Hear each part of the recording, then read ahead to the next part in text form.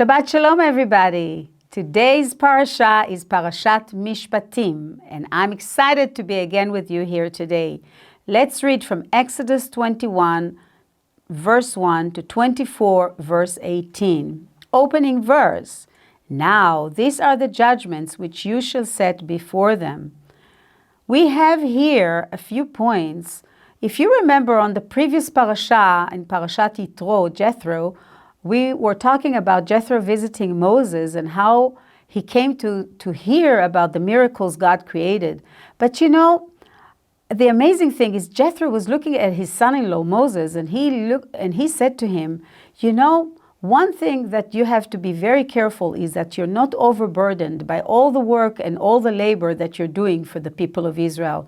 I suggest to you to appoint judges on the people of Israel. And here we are, we're talking about those judges. The passages we read here point to a very important part in shaping the character and identity of the Hebrew people. Here are the people who came out as slaves from Egypt, oppressed and with no identity or dignity.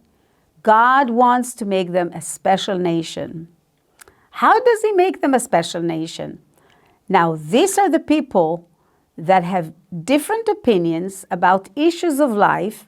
They are probably living in tents in the same community. They're having arguments. They're having quarrels of all sorts. They're walking through the desert all together and are facing some challenges like all people. After all the years of being in slavery, they now are experiencing life as free people. They are learning how to handle themselves, how to treat one another, how to do certain things as people who live in one community.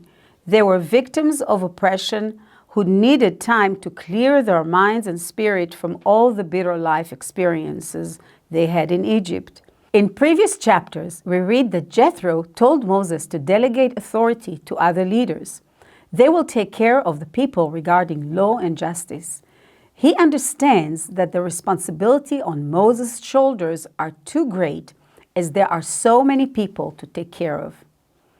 There is no reason to go into all the details of the verses in these chapters because there's so many details and we don't want to get into them. You can read about it in the scriptures. But what is important here is to see the basis of the laws and judgments that exist today in most countries of the world. Those nations who established the moral standards on the basis of scriptures and the Torah, they are blessed nations. These laws are a framework for what is allowed and what is forbidden in society. By these virtues, people understand that they must listen and obey the laws and frameworks they have set before them. Setting rules and laws.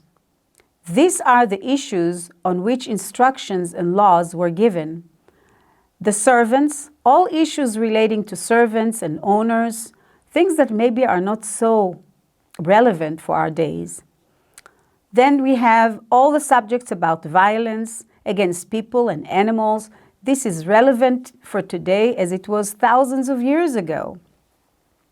Then they're dealing with responsibility for property, treating the goyim, treating the orphans and widows, moral and ceremonial principles, moving away from idol worship, preparing ourselves to be holy before the Lord.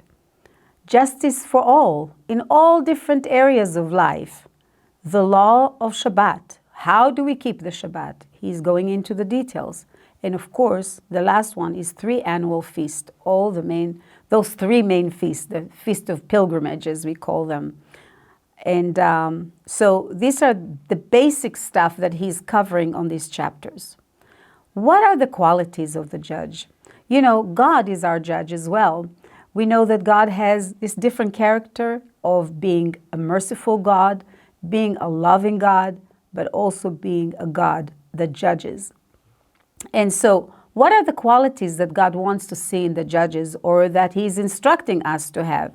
In Deuteronomy 16:18, it says, judges and officers you are to appoint within all your gates that Adonai your God is giving you, according to your tribes, and they are to judge the people with righteous judgment. God wants them to be people that can judge righteously.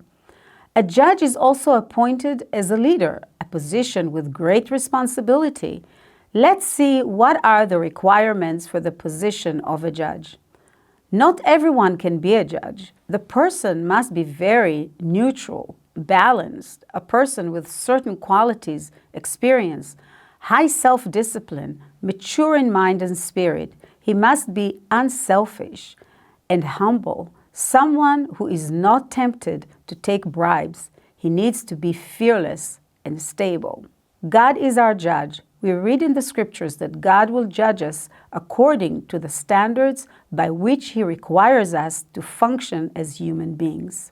In Jeremiah 11:20, "But Adonai Tzevaot, who judges righteously, who tests the mind and the heart, let me see your vengeance on them, for to you I have made my cause known." What is the conclusion? The Lord is our judge. We should fear Him. God is found in the little details because He's giving us very specific rules, very specific laws here.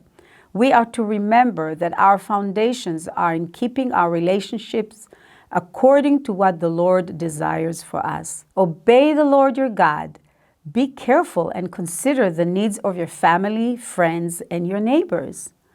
And you shall love the Lord your God with all your heart, and love your neighbor as yourself. Shabbat Shalom.